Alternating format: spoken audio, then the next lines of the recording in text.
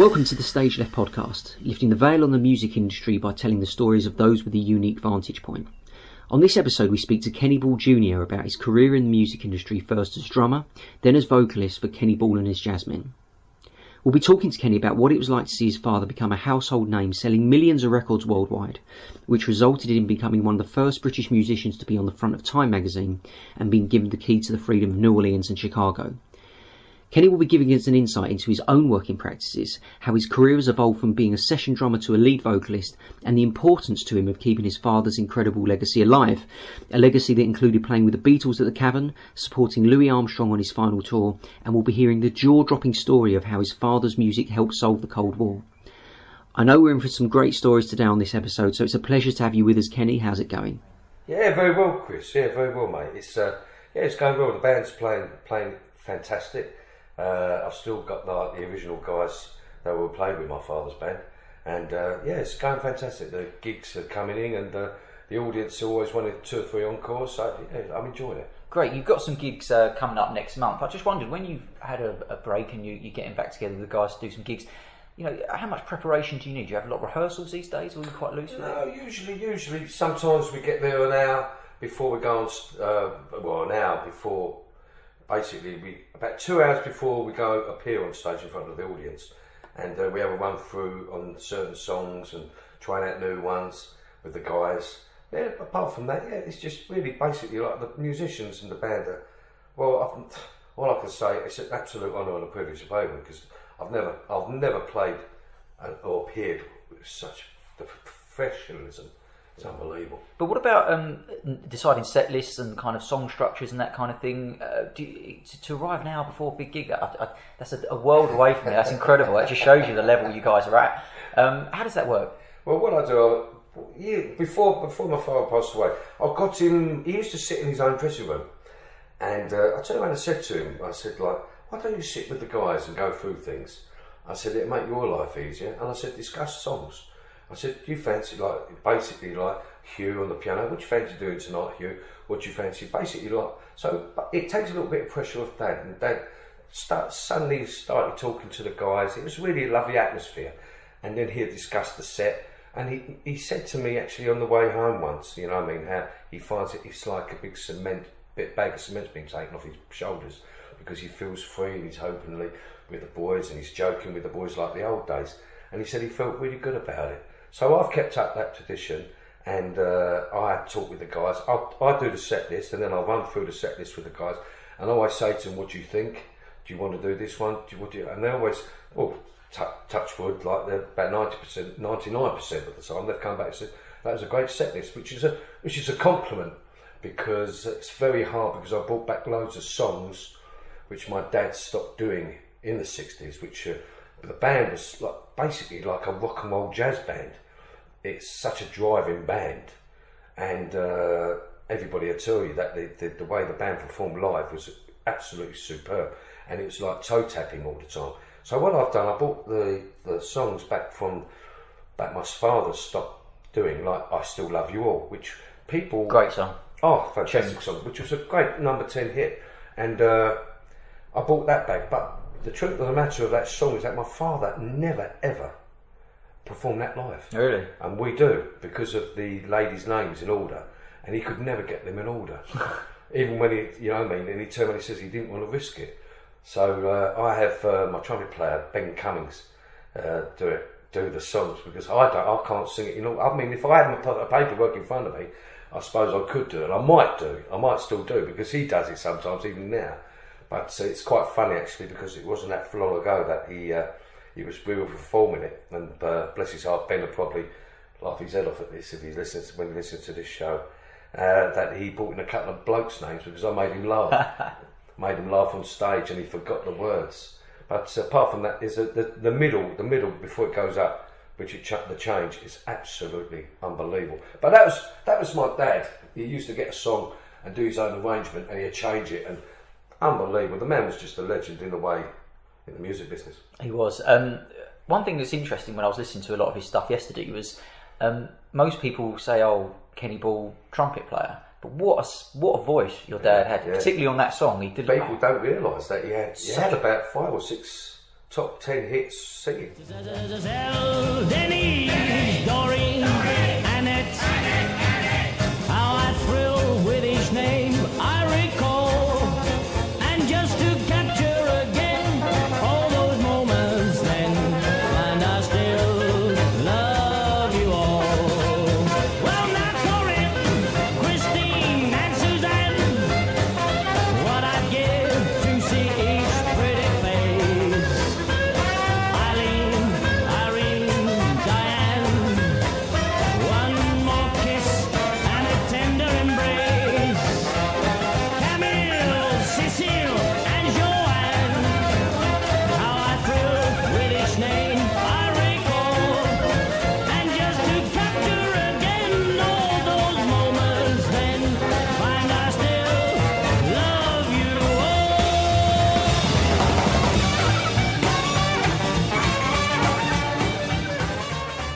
Funny enough, my partner, she's always loved his voice. She says it's like she loved his like gravel voice, or I suppose as he got older, we all do that. I mean, even me. But he had this fantastic jazz gravel voice.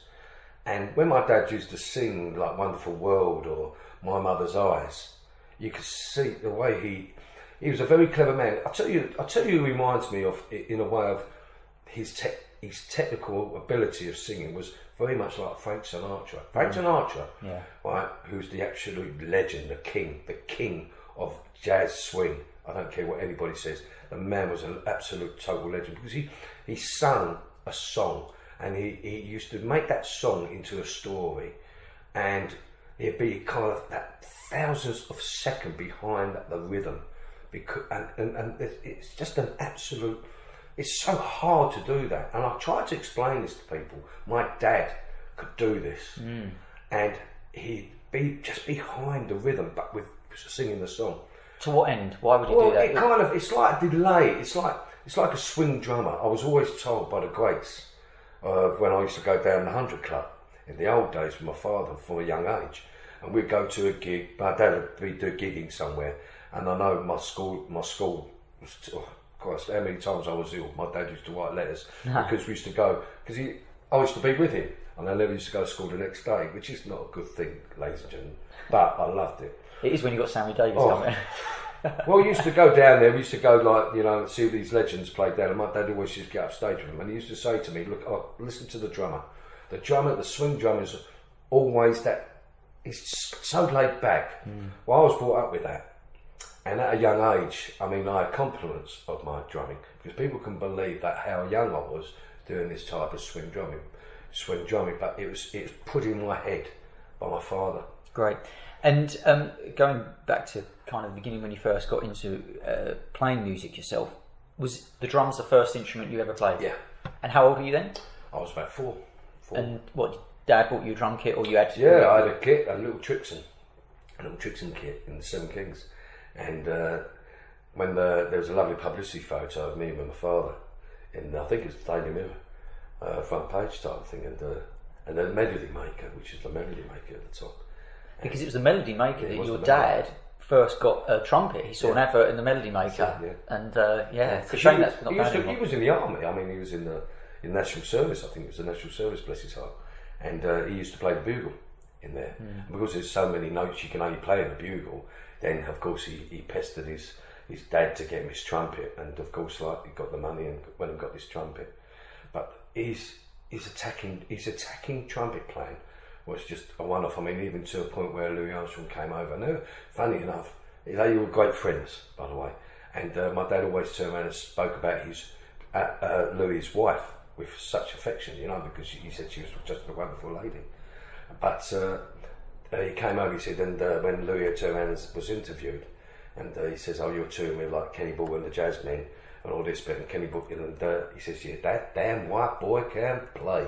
It was just a compliment, things like that. And he came out of the house after the tour, I think it was, and he came out of the house, and it's marvellous. Like, I remember as a child, it's funny now, you remember as a child of Entourage turning up, and for all these guys turning up, and this little bloke turning up, and of course that was the great Louis Armstrong. But the thing about it is strange, because I remember in our kitchen in West Road Gardens, And as we walked into the house, the left-hand side was the kitchen. Well, everybody went on the right-hand side to one of the big rooms, and where we had the mini grand piano. And the piano, I remember the piano being played. It's amazing. It was from this day on. It must have been fantastic to play on this, the music side, hearing this piano being played by one of Louis' guys, you know. But Louis was in the kitchen. I remember it with my mum, you know, and things like that. And he was just chatting away at the kitchen. Oh, the shark has pretty teeth, dear, and he shows them pretty white. Just a jackknife as McHeath, dear, and he keeps it out of sight. When the shark bites with his teeth, dear, scarlet billows start to spread. Fancy gloves. It's a very hard time in the 60s because of rock and roll, the Beatles, you know, bits and pieces. But my dad and dear Acker, I mean, bless his heart, Acker, look at Acker. And they kind of carried on and fought. But there was crossover though, wasn't there? Yeah. They went mainstream and they were playing weekly on the BBC, Morecambe and Wise and that kind of thing. But they were like, I mean, even Acker, bless his heart, he passed away, bless his heart, who I miss dearly. And Dad and Acker seemed to cross that, and there used to be bad feeling in the jazz world because they made it kind of commercial. Really? Oh, it's terrible. I mean, there was one gig my dad had a saxophone player play with him on stage, and John Bennett told me this. My dad's trombonist for 57 years, and he turned around and said that there was a bloke, people in the audience with a great big banner saying "Go away, go home, Big Bopper," meaning I didn't like the saxophone in jazz. Wow. And he said that, but they fought it. I mean, my dad used to get horrible letters. I don't know if Acker did as well, but how they ever really, I mean, in a way, they never gave up, but they didn't give up, and they fought it and won. Excellent. So you played drums in your dad's band for many years, and a number of different bands. When you first picked up the drums, do you think, you know, what you trying to achieve? Was there any particular ambitions you had, or, you know, if you look back now, what were you trying to achieve as a drummer? Just make a lot of noise, Chris. Piss off the parents. Yeah, everything really. Yeah, really. No, I just. And why was it the drums? Was it because your dad? It's weird. It's really weird. People always say that to me. Why was it the drums, not the trumpet? But I did learn the trumpet. And bless her heart, she's passed away. A lady called Leonore Fane. She had an orchestra, and my first appearance on with trumpet was at the Queen's Theatre in Hornchurch with her orchestra playing first trumpet. I think first trumpet I was. And it's quite funny because at the beginning of the show, my father and my mother were in the audience. I was only probably about 10. Was in the audience, and there's me playing this trumpet, and we had to do a fanfare at the beginning, stand on stage, just me and these trumpet players. The pressure must have been unbelievable, because everyone in that crowd would have been saying, "Can ball, son? He's going to play trumpet." And then again, I mean, my dad didn't play drums, and I thought, well, you're always going to be compared. I mean, there was no trumpet player like him. Even today, the great trumpet players of today that are still alive, even my guys, you know, that play with me, like the likes of Alan Bateman, Ben Cummings, Enrico Tommaso, they all turn around and pay such a compliment. It's because of Dad, his attacking way and everything. Like he was so good. And tell us how it went from being kind of a hobby and something you're doing out of love and to, you know, make a lot of noise, to actually kind of getting regular paid work in the industry and working, because you didn't just play drums with your dad. You were telling me earlier, like Level 42, which are very different style of music. Done the early days of the Taller Pops. I used to be a session drummer for quite a while, but I played with other bands, local bands as well, and I used to just get up and jam and bits and pieces. But the likes of in those days, it's like if someone was coming over. There's a guy called who I think is probably the greatest drummer. He's come out of Essex. There's a guy called Russell Gilbrook. Okay. And it's strange because he used to live around the corner of me in Ernest Road. And I used to be great friends Russell, still am great friends with Russell. And I used to go around, and I was like in my teens, early teens, I was about 13, 14 years of age. I used to go around Ernest Road and see this guy play. Now, I was playing drums, you know, like some newspaper got a band together. We all had blonde hair, you know, hair, highlighted hair. They got us together, they wanted this, like the Take That of Today type of thing. So we went and done a few things, signed up with EMI, never saw not a penny. But of course that lasted for about 3 or 4 months, you know, we were going on telly, doing this, doing that. Went everywhere, you know, I mean, parents came and chaperoned us and all this bit. But nothing ever happened out of it, even though like you had screaming girls. Right, I think what were you called? Smile. I think the band was called Smile, and we all got naked and the Sun got us together. It's strange how it all came together. And how did the Sun find you?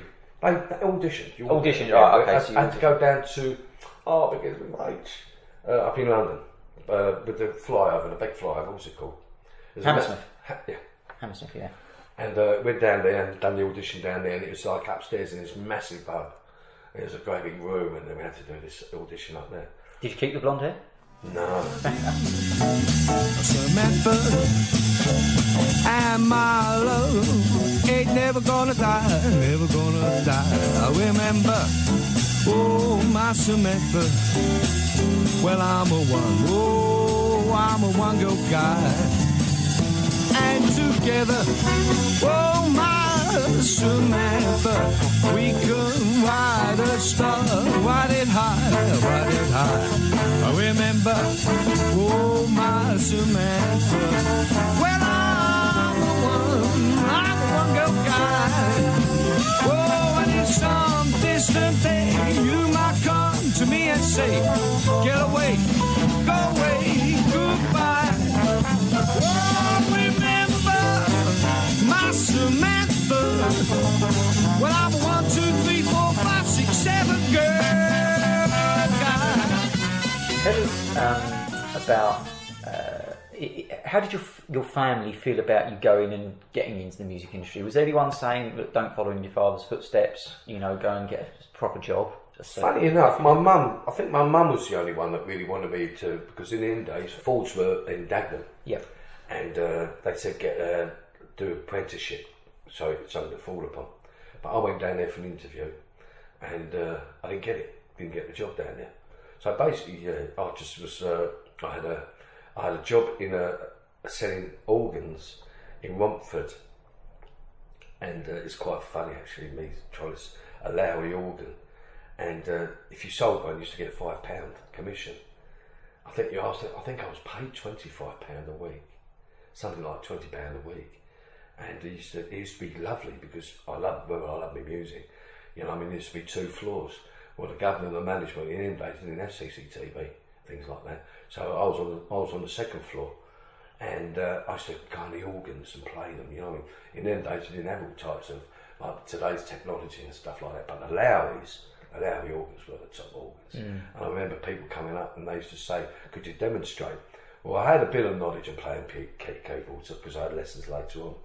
But my song used to be Feelings, and I used to know that off by heart. So anytime someone came and wanted, can you demonstrate this organ, I used to play Feelings on it, you know. Good job they didn't ask for an encore. No, but I only sold one. I sold one actually. I sold one organ, which was absolutely superb. But apart from that, it's great. Awesome.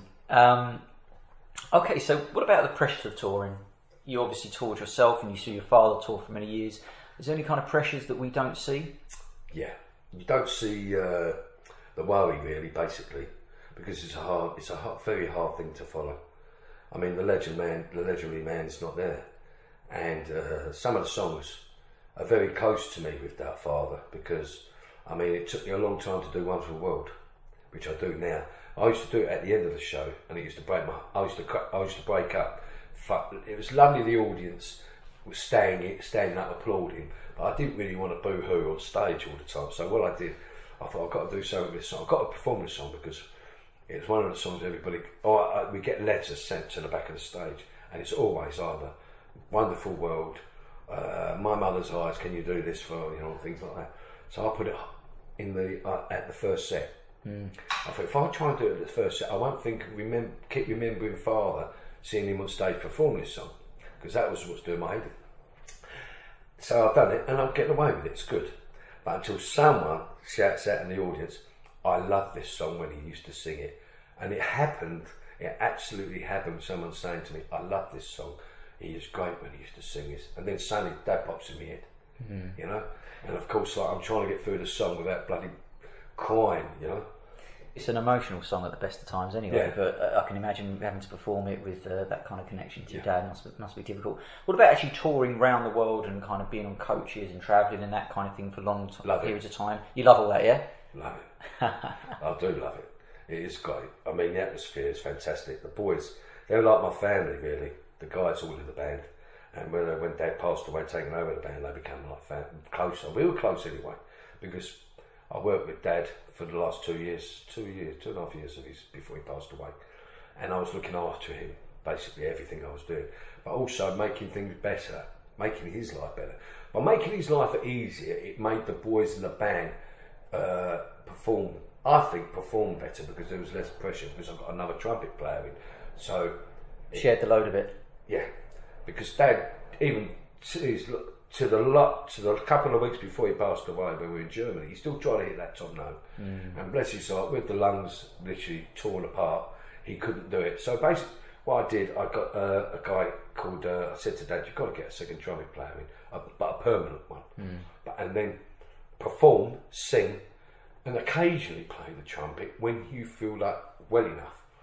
And he got Ben Cummings in, which was an absolute asset to the band, and it helped out a hell of a lot. And yeah, he still tried. He was a bit stubborn sometimes, and I used to say to him, you can either sing the song or play the trumpet in the song. Don't do the two together, because you can hardly breathe. But no, he was fantastic. He used to sit on the side of the stage, and people really saw the background of Father. He had the oxygen tanks at the side of the stage. Really? And he'd be breathing and breathing, and then walk on stage like a teenager, right, and then come off stage and have more oxygen. The man loved more than anything to perform. I mean, it was the last gig, I think it was about the 29th of January, and we were going off to Germany, and it was a massive show out in Germany. It's 3 days. It's one gig in commits. And his doctor came round in the daytime, nurse or something came round in the daytime, refused him to go. He turned and looked at me with this cheeky grin he had. He said, yeah, I lied to say, yeah, I don't think so. They even turned around and said to him, we will phone Heathrow Airport up British Airways, British Airways, and we'll get in touch with them, and we'll make sure they don't let you on. Well, he turned around and she went, the doctor, they all went off. Yeah. And he got in touch with them, and he said, I'm going. So we got on the plane the next day. I was pushing him in the wheelchair to the airport as we're going through to check in. And he was a bit worried. He says, I wonder if they've done it. Well, lucky enough, they hadn't. He went on, we got on the plane, went to commits. Freezing it was. And I mean, I wrapped him up warm. I mean, he was really wrapped up warm like a little baby, the way I looked after him. We turned up on the coach, went to the gig, done the gig, freezing cold, came out of the gig. He got a standing ovation, which unbelievable for how he looked. And we got this is one gig in 2 days, and flew back. And he loved it. That was his life. That was his last gig. And someone in the audience, bless his heart, recorded it and sent me this DVD, the DVD of him, his last performance, which is marvellous, which I'm never going to release. It's a personal matter. Nice. Personal thing, seeing him dancing on stage. You would never think of the man being ill while he was jumping out on stage. So I'd get up and sing. He used to bring me on all these gigs, and I'd do about 4 or 5 songs on stage with the band, you know, and he loved it. He absolutely loved me being on stage with me. But it's funny, because there's a couple of times he said to me on stage, don't get cocky yet, I'm not dead yet. Meaning, like, if the audience gave me a big round of applause, right, the audience used to laugh, because he used to say, don't get cocky yet, I'm not dead yet. Right? And that was Dad, really. But I used to look after him. I mean, I literally looked after him for the 2.5 years, because he wasn't well. Up until 2002, he was averaging like 150 gigs a year. Yeah. That's extraordinary. I mean, even more with personal appearances. Yeah. So, what was it like just having him pretty much always not living out a suitcase, but moving about the whole time as a father-son relationship. Was that strange, or was that just... No, I didn't like it. Didn't like it really. People have asked me this. What was the life like? And I always turn around and say, I used to be so jealous of a friend of mine who used to live around the corner. I used to want his mum and dad. I've become very close to his mum and dad. Wow, really? Because I loved his dad, and my mate Russell's mum and dad, and he unbelievable people. And Bill, I used to be jealous because he used to be there all the time. Bill, he'd come home from work, he'd be there with Russell, and he used to be there and everything. And also, if I was ever naughty, he literally, it's the same, but he did. He'd clip me around the ear. If I'd done anything bad, woof, he'd knock me around the ear.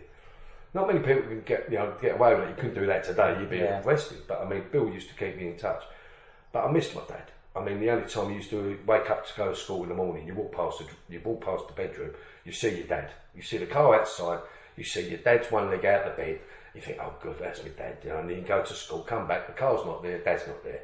Then sometimes it could be anything. If you went to Australia, it'd be 12 weeks. You never see your dad for 12 weeks. Then he'd come home. And then, like, you see your dad in bed again, it'd be like that type of situation. Very rarely.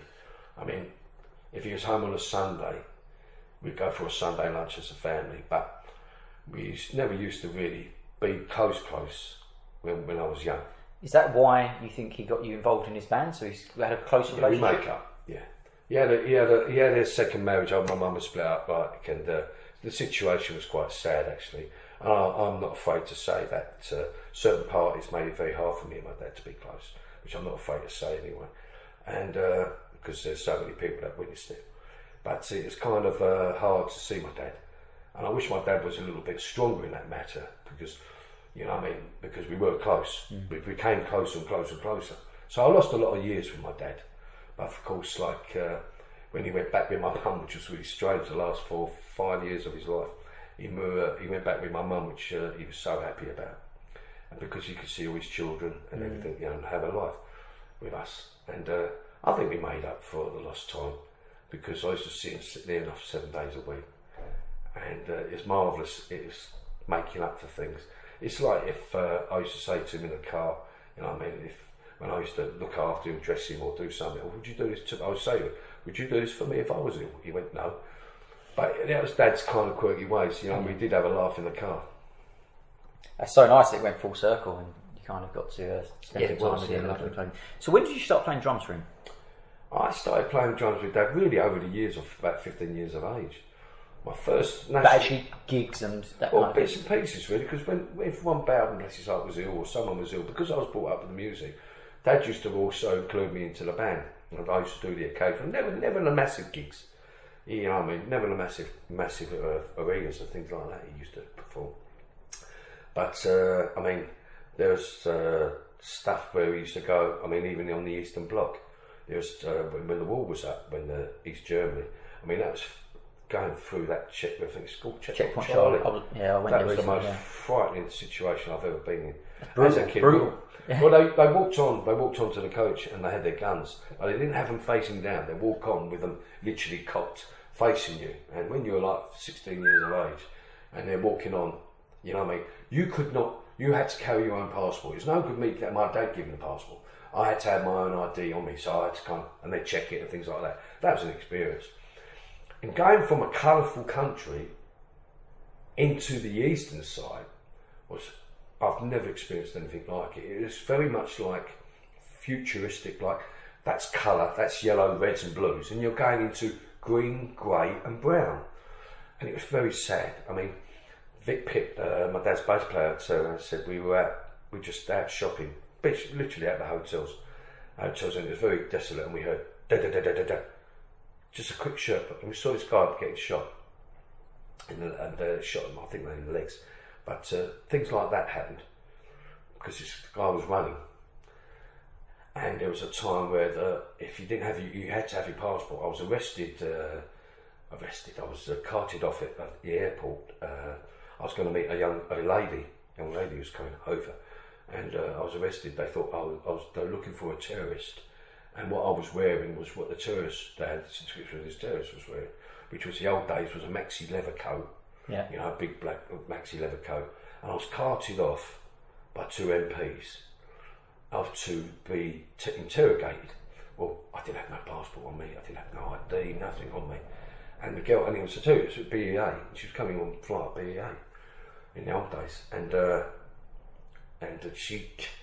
I told them who I was meeting, but they didn't believe me. But I had to turn around, I had a couple of times, I had to make a phone call to the hotel, which of course I don't speak German, so I had to do it. And it went by myself for about 2 hours, interrogating everything. They didn't believe me who I was. It must have felt a long way from home. Yeah, it did, yeah, that's funny, that's strange.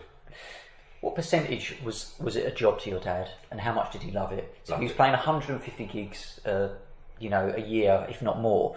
How much did he love it all the way through to the end? He loved it, right away to the end. I mean, to perform, like I said, about the 29th of January, before he died on the 7th of March, I mean, that was his. My manager said, who was my dad's manager at the time, always said that's my, and he even turned around and says explains it on our website, that my dad's passion was playing on stage. That's what he loved. He didn't care if there was 40,000 people to 40 people in the audience. My dad would still give the same show. Now I'm the king of those swingers, the jungle VIP. I've reached the top and had to stop, and that's what's bothering me. I wanna be a man cub, stroll right into town, and be just like the other men, 'cause I'm tired of monkeying around. Oh, oopie-doo, I wanna be like you. I wanna walk like you, talk like you. You'll see it's true.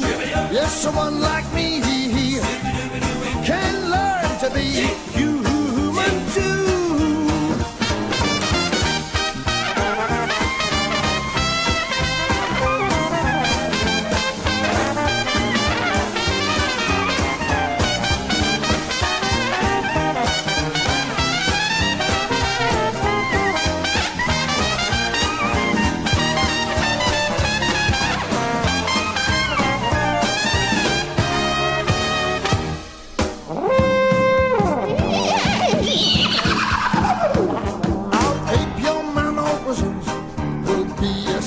Twins, and no one will know where a man cub ends on orangutan begins. And when I eat bananas, I won't feel them with my feet. I'll become a man cub, and learn some etiquette. Oh, oop-de-doo, I wanna be like you. I wanna walk like you, talk like you. You'll see it's true.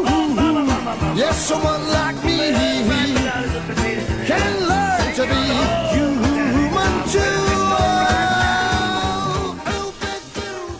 Dad always turned around and said I was hard work, which I actually admit now I was probably hard work, but I was a teenager.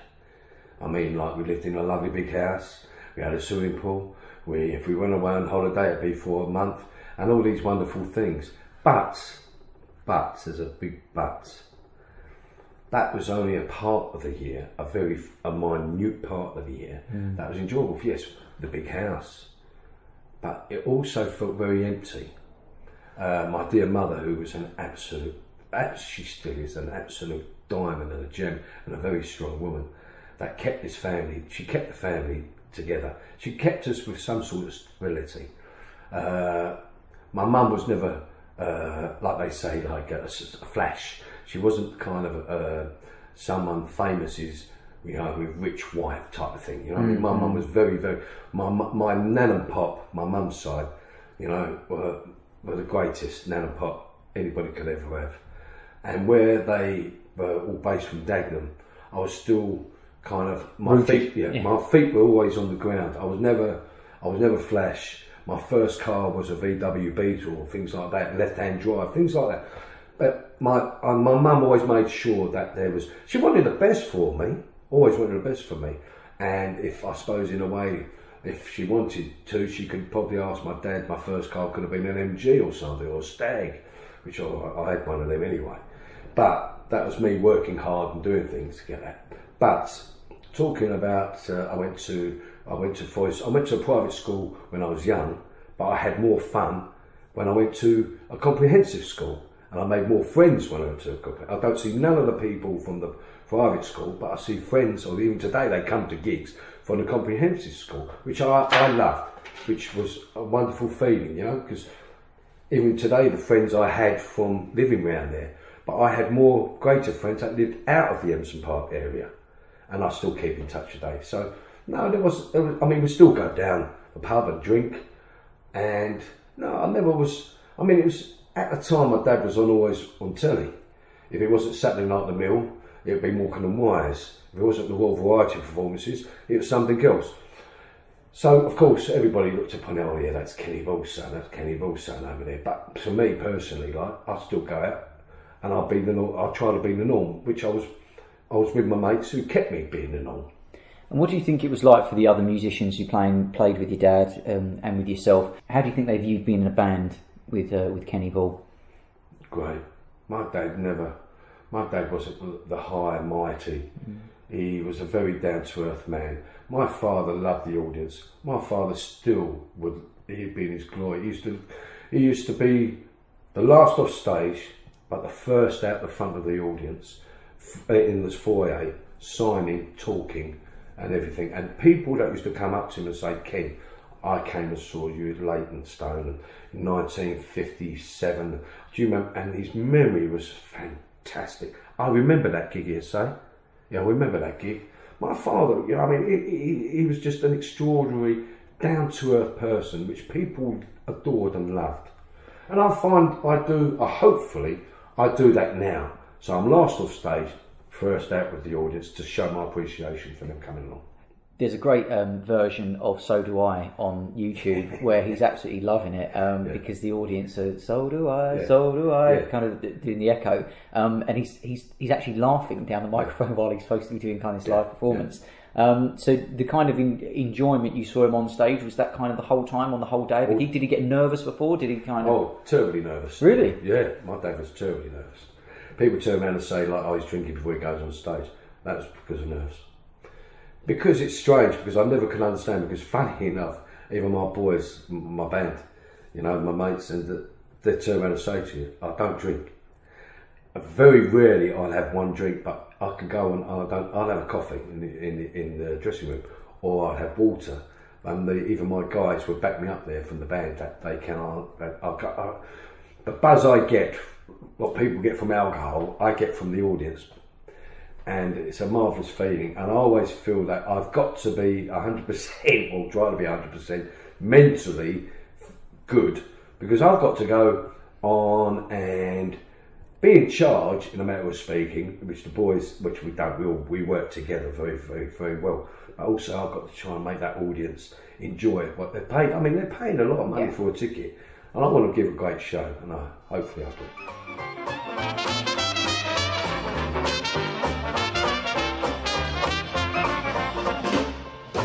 Music that swings, so do I. So do I. Like flowers in the spring, so do I. So do I. And you like to run around with your dogs off the ground, and to feel love is real, so do I. So do I. Like jazz more than Liszt, so do I. So do I. And you like to get kissed, so do I. So do I. It must be plain to see that you've got to marry me. Then as you say I do, so do I. Tell us about something you brought with you today, Yes. which is It's the gold disc. It's the gold disc my father was presented for Midnight in Moscow. And if I let you read it out, Chris. Okay, so it says, presented to Kenny Ball and his Jazzmen on achieving over 1 million sales of Midnight in Moscow in March 1962. And there's a great picture. Tell us about the picture alongside Pictures with Louis Armstrong, my father, being presented. And it was on the tour that Louis gave this to my father. Which was 1968, was that? I think it was 68 my father 68. presented this. Fantastic. And okay, and your father also, he got the key to the Freedman New Orleans in Chicago, which is the ultimate for a jazz musician. I'll tell you a story about when he went on tour. It was very strange, Chris. He went on tour over there, the band went fantastic. Not so well in New York, but in all the jazz towns, the band went absolutely, they went apeshite over Dad and the band. And Dad was touring also, going over to Japan and Australia at the time. Well, the agent, the management people, which was mega at the time, was looking after Dad, turned around and said, gave him a clause saying that none of the band can do any appearances or anything apart from what they organise. Well, when my dad goes and the band goes over to Chicago, how can you not, the Bourbon Street and things like that, walk down these places, hear all this wonderful jazz music and not go in and have a little jam? Well, of course, my dad loves his music. But he was in his element. He went in there, he got up on stage, had a jam. It hit the headlines over in America that Kenny Ball, the English jazz trumpeter, performing. But when the management found out, and this was a 6-week tour, they wanted to refuse to pay him a whole tour. And it went on for about 2 or 3 months after, to eventually they weren't going to pay my dad and the band. And my dad ended up winning. All because my dad got up on stage and had a jam. That's the truth. Crazy. I saw an interview with your dad that's where he was quoting when he went on that tour, that people said that he was the best jazz trumpeter ever, and his response was, "That's a load of old ball," because he knew the players in New Orleans. But to get the key, you've still got that, haven't you? The key to the freedom. The key to New Orleans. Yeah, first English nation. And I've got the certificates. So there's quite a few certificates that have been mounted on our wall indoors of my dad, which he gave me memorabilia, bits and pieces like. And there was a gold mic my father was presented that only three in the world were given to: Frank Sinatra, my dad, and Cliff Richard. And they're gold Shaw mics. Wow. Which, I gave my. I think my son's got my one. Fantastic. I think I've given it to him to look after because he loved looking after bits and pieces. Great. I'm interested where you said that he didn't go down so well in different places, so New York, and he goes down particularly well in other places. Yeah. He travelled the world. I mean, there's gigs of him online playing in like Hong Kong and Australia. So, how did his music transpose across kind of different continents and stuff like that? Where did he particularly go down well? He went down well, of course, in Japan, and he went very well in the Philippines, Singapore, and stuff like that. Really? Oh, the crowds were unbelievable. But he always went down, of course, in Europe. He went absolutely superb down in Europe, and America. He loved America. Actually, before 2 or 3 months before he passed away, he was talking to a guy that used to look after the band for these tours in Australia and American bits and pieces. That he wanted to go back out. Can you believe it? At 80 odd, he wanted to still go out to Japan again. He wanted to go to Australia again, and New Zealand, right? And then he wanted to go back to the States just one more time in the clubs, right? Try it over there again. And he was talking, there was talk about him doing this with a guy called Gray Bartlett, who is a very fantastic, a lovely man out in New Zealand. So it was really a shame. And he really had thoughts about, he wanted to, I mean, he loved Russia, go playing that in Russia. It was quite frightening actually. Yeah, in Russia, Dad used to serve, and he said he felt quite uneasy. I mean, he played in 1984, 85, he played in front of 85,000 people in the square. And of course, Dad with Midnight in Moscow. Yeah. And you said earlier on, Chris, about the Cold War. But it's an absolute true saying when Dad met them and all this out in Russia, that they played Midnight in Moscow on the piano. And Dad always said to me, he says, I think I had some part of helping out the Cold War, son. That's right. So for people who don't know, Gorbachev met with Reagan, I think it was 1986. Yeah. And it was obviously a frosty relationship, their first meeting after 30 years of the Cold War, 25 years of the Cold War, and Gorbachev walked over to a piano and played Midnight in Moscow, which was Ronald Reagan's one of his favourite songs.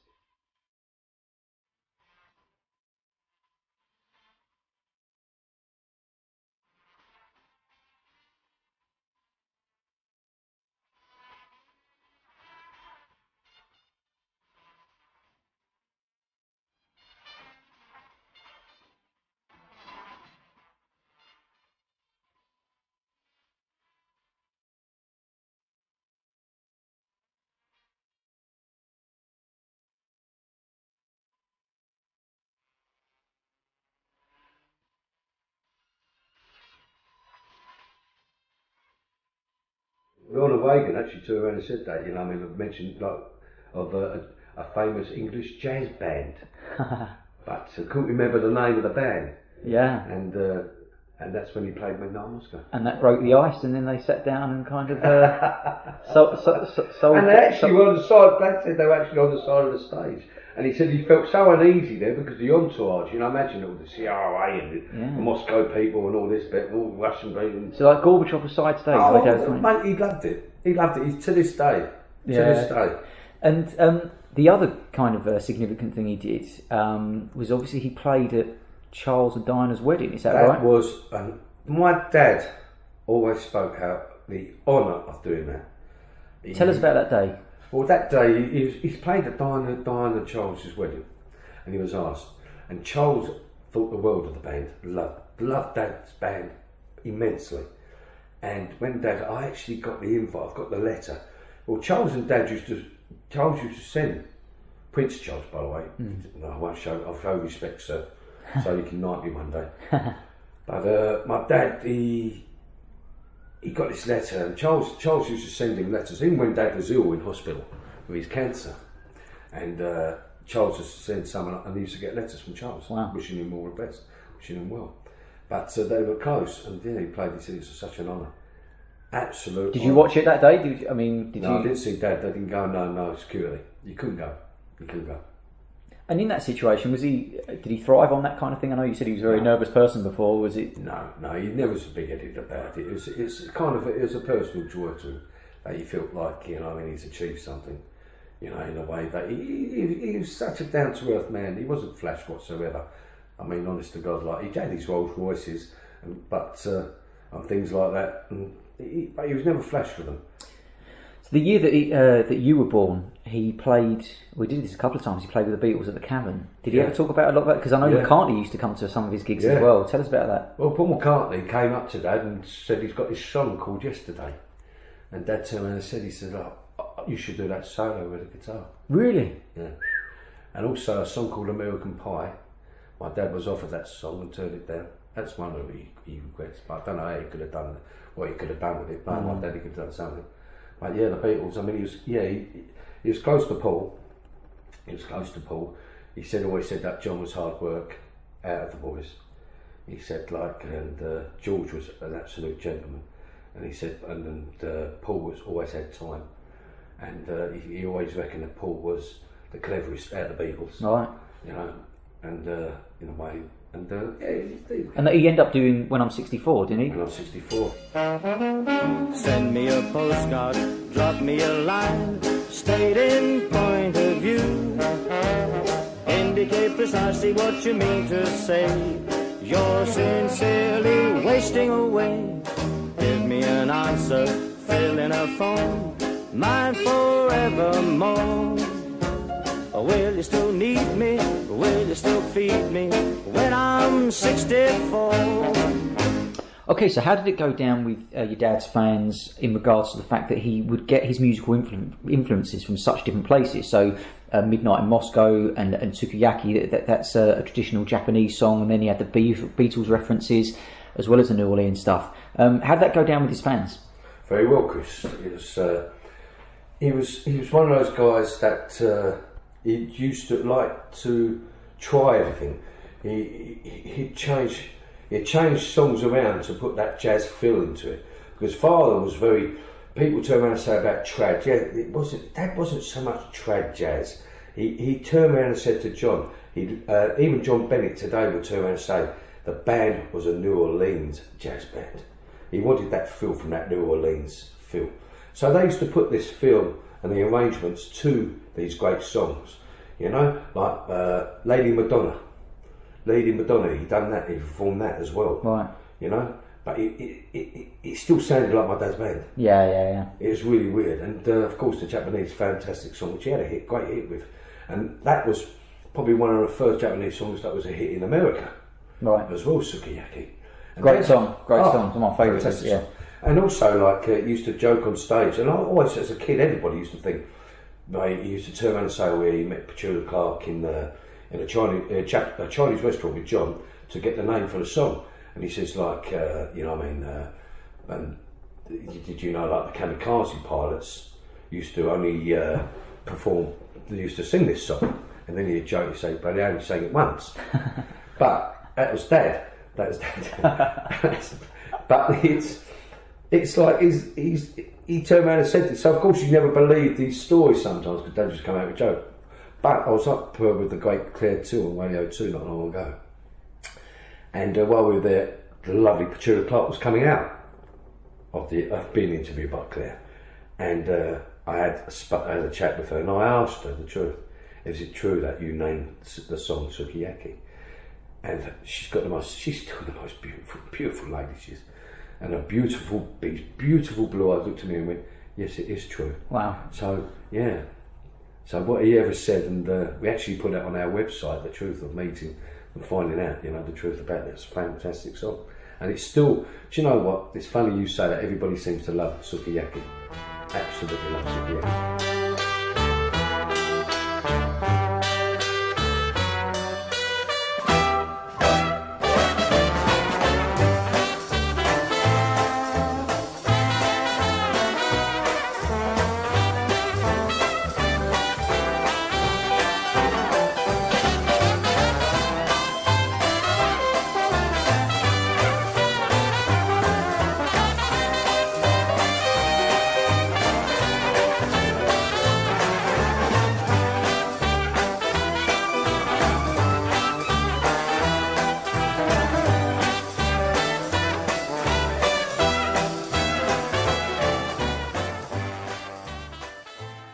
So your dad had an extraordinary voice, and he could sing in many different styles, particularly on "Want to Walk Like It." What's that song called? I Want to Be Like You. I Want to Be Like You. That's it. That's the one.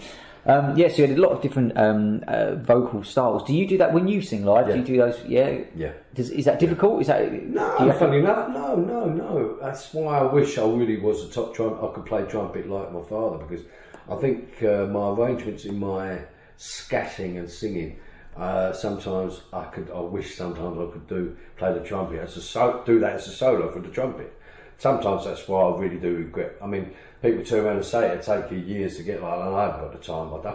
I hope to learn like that. But yeah, he is fantastic. It was a song that I brought into the band, which he'd done on the Milk and White show, because he was on the Milk and White show back for 20 years. And every Saturday night, prime time, that was like 16 to 20 million people, I believe, in them days. Were they fans of his then, obviously? Yeah, fantastic. He's very close to Eric. Very, very close to Eric. And there was a song on the Milk and White song, which I now do, which I feel like I want to perform as a single one day, because it's getting great feedback from the audience. And it's called a song called Shake 'Em Up and Let 'Em Roll. Right. And it's a song that's, honestly, it's just the way he sings the song. He's such a clever man, from going like from the scat side of I Want to Be Like You to So Do I, to a song Shake 'Em Up and Let 'Em Roll again. I mean, like, it's a fantastic song. We do this song, and I try to do it like father style singing, and it goes down so well. And it's a fantastic song. Do you still play drums? Very rarely, Chris. You're not tempted to get behind the kit at one of your gigs? Or? Sometimes, Chris. I actually feel he's a great mate of mine as well. I've probably got one of the greatest drummers this country's put together. Jazz drummers. He's a guy called Nick Millwood, and all I can say, he's the most he's the cleverest. He's a reader of minds, my Nick, and he's such a clever guy. I haven't got my worries. I let Nick lead. When I'm on stage, I let him count in, because we'll work as a team, and I totally agree it's working as a team. I am Kenny Ball Jr. and it is my father's band, but I work as a team because we want to put the best performance out and keep that fantastic ball name going in the jazz world and keep everybody happy. So if I turn around and say as I say to all the guys, it may be my name, my father's name, but we've got to carry on the tradition. They've all agreed. So I leave people with their little tiny, how can I say it? They're in charge on stage. Like Hugh is in charge of if there's any a depth in the band. He controls the depths.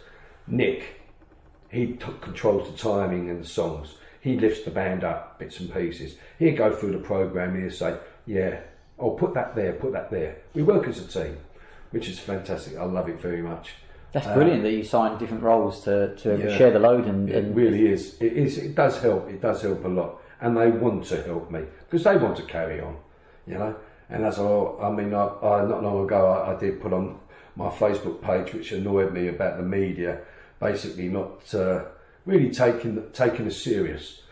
And sometimes I turn around and say this is the last year, 2015 is the last year of the ball band, and yes, it got a great big feedback in the way of if I said just over 3,000 emails, which was unbelievable. People couldn't believe it. But the truth of the matter is, it wasn't getting so much. What it is today, Chris, is that it saddens me that the industry put 17-year-olds in charge, or 18-year-olds in charge of our music industry, and basically it upsets me that they haven't got the knowledge of what this country has achieved in music. And it's very passionate. I'm very passionate with it, you know, because these guys, to actually be on the road with my father till his late 80s, you know, early 80s, to see Akka and these guys perform, and it upsets me that these youngsters come into the industry, right? But they would rather put up with someone like Snoop Dogg and someone like in that industry, and they think they're the kings of music. Well, it's a shame that this country, the jazz side of matters, conquered the world.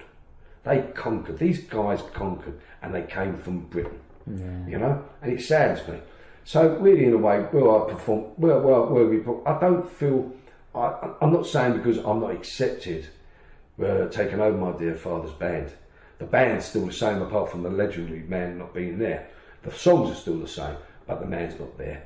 But it just saddens me that, I mean, Dad done a fantastic interview with Claire Till. Oh, unbelievable. And Claire Till, by the way, on Radio 2, she's an absolute diamond for music, of British music. Yeah. She is like, I would call Claire Till possibly one of the ambassadors of British music, because she really appreciates the big band sound, the jazz sound, any type of sound whatsoever. She really does plug them and help. She even emails me, my management, with it, to help out any way she can, which is such appreciated. She's such a lovely lady as well.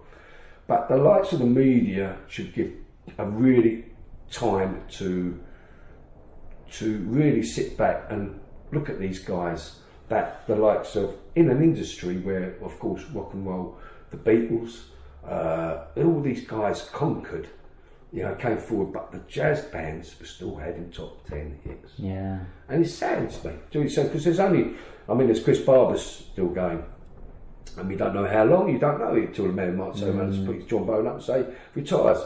So really, in a way, Akka, bless his heart, I mean, his lovely family, Jenny, and that, you know, I mean, no one's carrying on dear Akka's name, which is sad.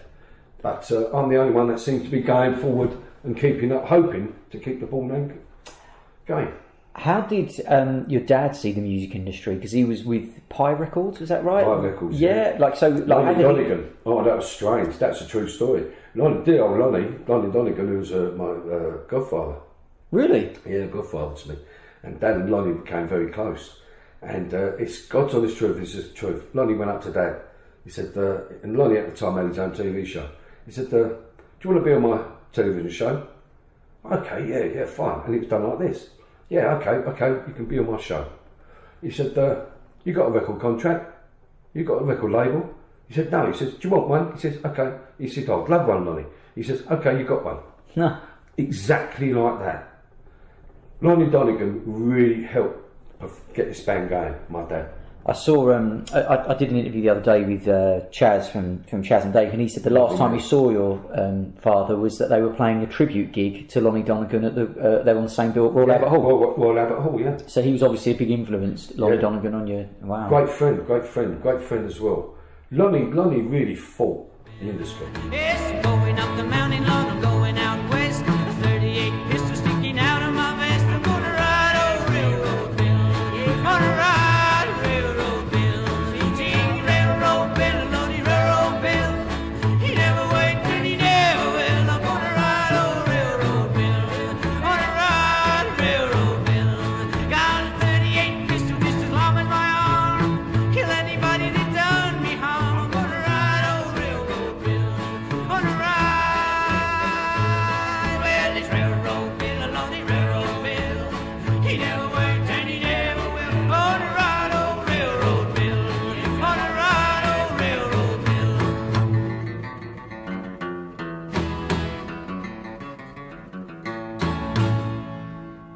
So let's talk about your session work, going back to... So when was it you playing like with some of those bands you mentioned earlier, Level 42 and stuff? Was that the 80s? Yeah, it's about, I would say about the early 80s of 83, 84. And how did you find working with lots of different musicians? Great, loved it. Yeah? Because I could read as well. Right. Because I could read drums as well, which helped a lot. Not brilliantly. And You did Top the Pops, is that yeah, right? done Top the Pops. Who was that with? 5 times. There's a band called Blind Man. Done it with Smile. Also done with Shaka. Attack. It's things like that, bits and pieces. That it was fun. And being able to read, that obviously gave you a lot of... I used to make out sometimes. Yeah. Sometimes I've got one of these ears that I could listen to something. I think my stepson always says to me when we go to gigs or something, I'll get on the drums. He said he can't believe how I suddenly know the song. I said you've got to kind of read you read the band what they're playing. I said you know roughly when the bridge is going to come, the change is going to come. That's fascinating because so I don't know if you remember a few years ago you played a gig with us, with my band. Yeah, your band. Our drummer Jed couldn't play, and so kind of last minute. That was in Romford, wasn't it? That was in Romford, yeah. So last minute Kenny decided to said that he could help out and play on drums, and I found that fascinating. The old guy in the band, didn't you? Yeah. So we basically I always found it fascinating that you could just kind of turn up on stage and start playing with people straight away. But that I think only a jazz musician could do that because it's that kind of looseness, you know. That I think you've got to be loose. You must be loose. I mean, even not just drumming, really, even guitarists, Chris. You've got to feel that. Oh yeah, it goes from A to C or whatever. You've got to just feel loose. I think a great musician has to have that jazz influence in them. I mean, that laid-back feeling, and if you can do that, I think you go all the way. Okay, so what kind of musical ambitions do you still have left? To achieve my presence in the jazz world, which is it's one of them things that it's always been in my life from a young age of seeing my dad perform. I think I'm entitled to some sort of appreciation because of my love and my work towards the jazz industry to try and keep things going with my father, and also me trying to achieve things with the band. I don't expect a #1 hit. I don't expect an album #1 hit, which would be marvellous. But in a way to achieve something that my father always said to me before he passed away, he left me a note saying about basically how to carry on with the band. That would be my wish, to carry on, because there's a couple of times it's been hard, and I'm not going to say the industry is easy, but I've changed my mind about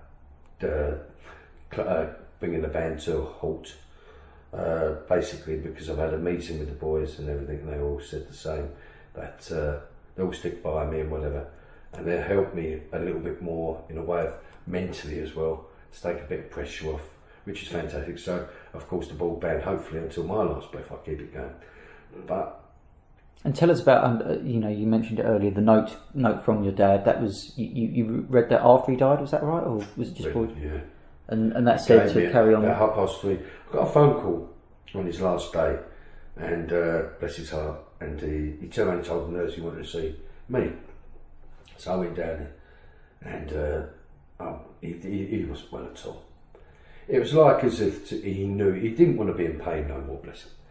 And I actually put my head, gave him a cuddle, put my head next to his head, whispered in his ear how much I missed him and how much I loved him.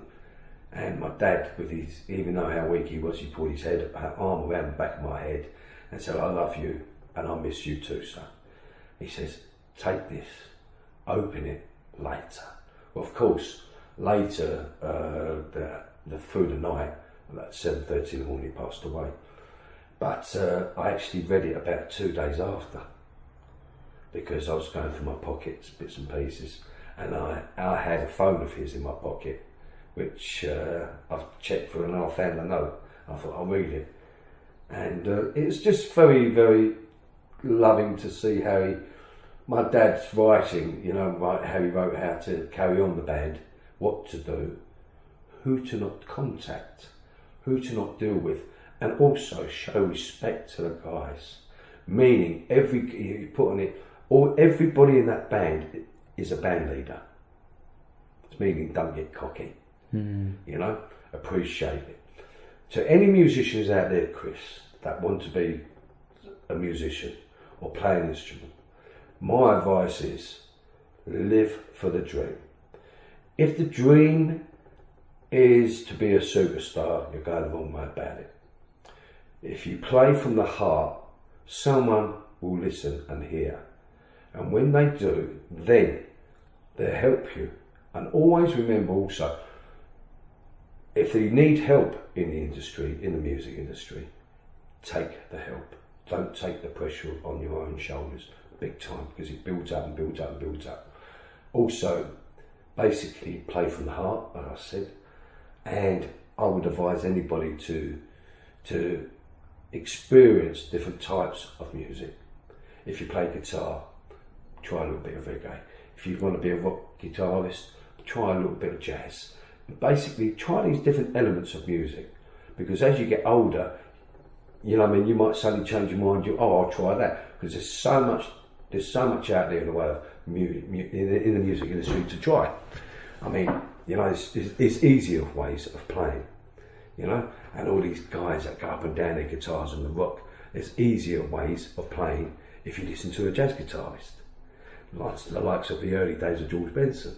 If you listen to how he used to play, I mean, how the guy makes that sound like a vocal, you know, and you can still, but he's got no blisters on his hands. But there's easy ways. I mean, also don't listen to the sharks out there. If you play in front of, if you have a gig and there's 2 people in the audience, give the performance of playing in front of 200 people, right? Because those 2 people, you never know who they are. And those 2 people might go away, go on Facebook or anything on the internet and say, I went to a fantastic concert, so saw Joe Bloggs perform. And then it goes from one to another, and then builds up. And yeah, basically, like, just don't give up. Don't give up. Great dream. Great advice. What advice would you give to your young self if you could? Let's say you were just starting off in the music industry, you know, say you're 17, 18, going into working in the music industry. What advice would you give to yourself now, having lived through it? Don't get married early in life. My ex-wife will love me for that. But I think also, don't take it so serious. Don't take it so serious. Enjoy it. Smile. Enjoy life. Find something else to do, but also but make sure music is the happy side of matters in your life. That's really appropriate, because a quote from your dad was once he once said was, "My mission in life is to set people's feet tapping." Yes. And we all hope that you continue that on in his legacy. Where can we see you? Because you're playing some gigs this year, aren't you? Yeah, I'm at Hastings very shortly. We're up in Hastings Castle doing a gig up there. But yeah, but like go on the Kenny Ball. Actually, the Kenny Ball website. It's under the Kenny Ball website. They come into the Kenny Ball Junior website and see where we're playing. I think I'm doing which is an absolute honour actually, because where my father was brought up, and I was brought up in Ilford. We're doing the Dagenham Festival this year in July. Saturday the 25th of July. That's forward to that. That's a fantastic thing. Do it with that'd be a nice honour, wouldn't it? Back it'd be an honour, because that was from around that area. So that's great. Thank you very much, Chris. Absolute pleasure. Good stuff. Nice one, Thanks very much. I hear babies cry and watch them grow. They'll learn much more than we'll ever know. Then I think to myself, what a wonderful world.